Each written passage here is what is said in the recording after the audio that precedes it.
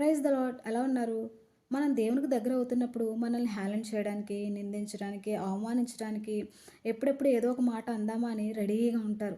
ఈ లోకంలో ఏదైనా మనం చిన్న తప్పు చేసినా గానీ, ఈ లోకపు మనుషులు మనకి కొన్ని కొన్ని ట్యాగ్స్ వేస్తూ ఉంటారు. ఏమైనా లోకమంతా తిరిగొచ్చింది. వీడా? వీడెన్నో తప్పులు చేశాడు. అసలు వీళ్ళని ఎవరు క్షమించలేరు. అన్ని తప్పులు చేశారు అని కొన్ని ట్యాగ్స్ వేస్తూ ఉంటారు. వాళ్ళిష్టం వచ్చినట్టు మాట్లాడుతూ ఉంటారు. ఇలాంటి వారి కోసం మీరు భయపడో, బాధపడో దేవుని సన్నిధికి రావడం మానేయకండి. మీకో విషయం చెప్పనా? సమరయ ప్రాంతంలో పాపం చేసిన స్త్రీతో దేవుడు మాట్లాడాడు.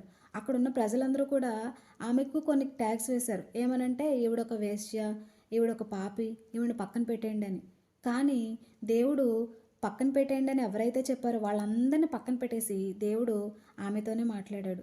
దేవుడు వాళ్ళు వేసిన ట్యాగ్స్ చూడలేదండి. ఆమె వేశ్య, పాపి అని చూడలేదు. ఆ ట్యాగ్స్ వెనకాల ఉన్నటువంటి ఆమె హృదయాన్ని చూశాడు.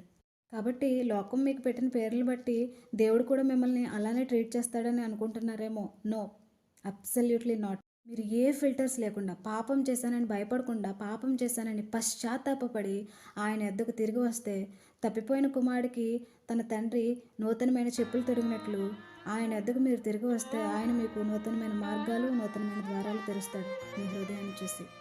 God bless you all.